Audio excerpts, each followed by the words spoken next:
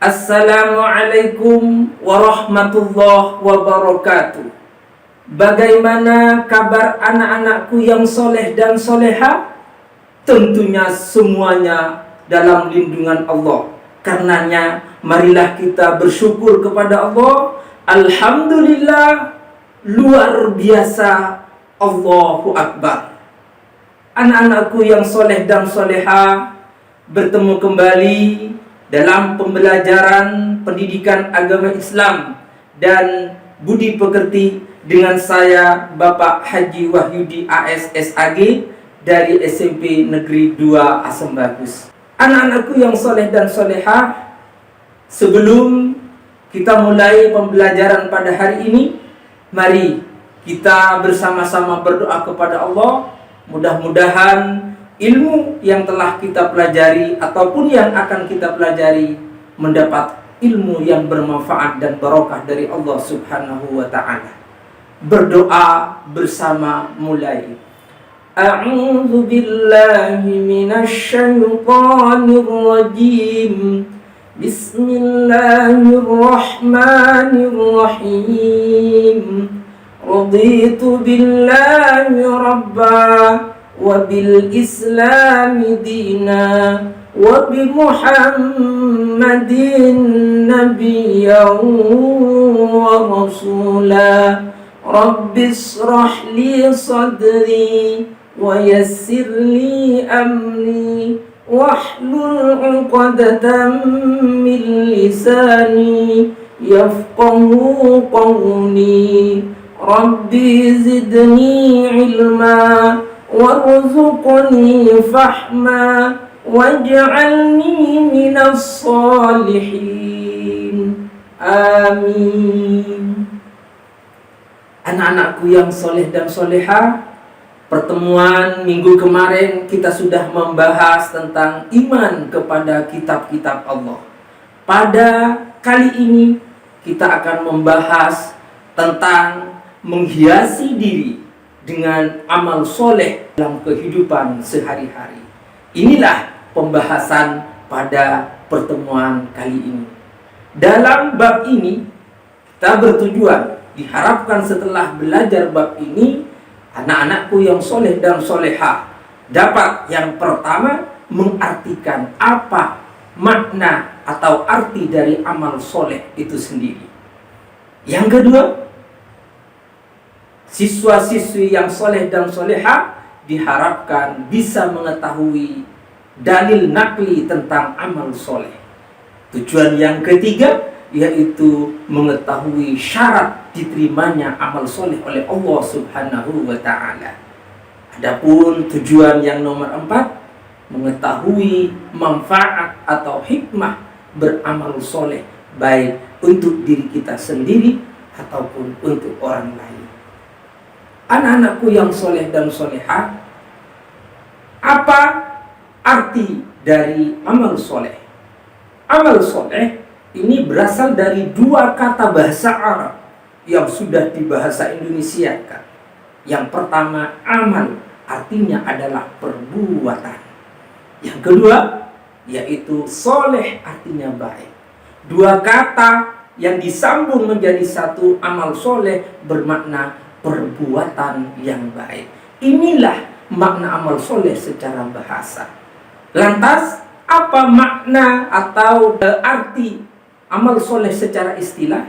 Yaitu segala perbuatan yang baik yang kita lakukan untuk diri kita sendiri ataupun untuk orang lain, yang benar menurut rasio dan sesuai dengan tuntunan Al-Quran dan hadis Nabi Muhammad Sallallahu Alaihi Wasallam.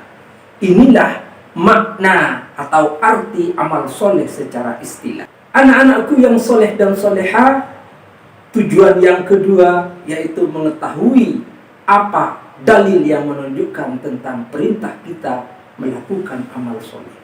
Sesuai dengan firman Allah dalam Al-Quran surah Al-As ayat 2 sampai ayat yang ketiga. Mari anak-anakku yang soleh dan soleha, kita baca bersama-sama. Ikuti bacaan Bapak Haji Wahyudi.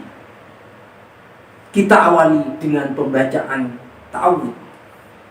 A'udzu billahi minasy syaithanir rajim. Bismillahirrahmanirrahim. Innal insana lafi khusr illa alladzina amanu wa 'amilus solihati wa tawasaw bil haqqi wa tawasaw bis sabr. Shadaqallahul azim. Anak-anakku yang soleh dan soleha, sesuai dengan firman Allah yang barusan kita baca tentang dalil nakli amal soleh, maka dapat disimpulkan bahwa ada 4 golongan menurut Allah Subhanahu wa ta'ala yang tidak akan pernah rugi baik di dunia ataupun di akhirat. Siapa mereka? Yang pertama adalah orang yang selalu beriman kepada Allah Subhanahu wa ta'ala. Yang kedua adalah orang-orang yang selalu beramal soleh. Yang ketiga adalah orang yang selalu menasihati dalam kebenaran.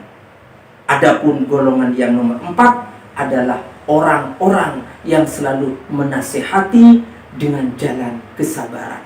Inilah 4 golongan yang menurut Allah Subhanahu wa ta'ala tidak akan pernah rugi baik di dunia ataupun di akhirat. Anak-anakku yang soleh dan soleha, adapun tujuan pembelajaran pada pertemuan ini yang nomor 3, yaitu kita dapat mengetahui apa syarat diterimanya amal soleh oleh Allah Subhanahu wa ta'ala.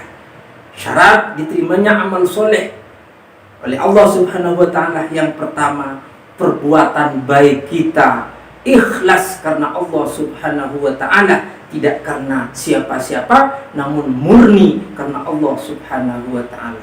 Yang kedua, kita harus mengetahui ilmunya amal soleh yang kita lakukan.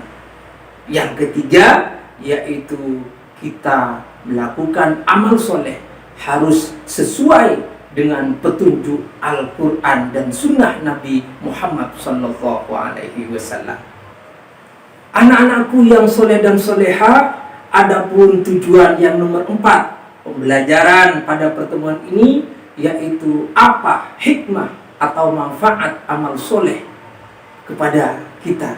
Yang pertama adalah kita akan mendapatkan ampunan dari Allah Subhanahu wa ta'ala.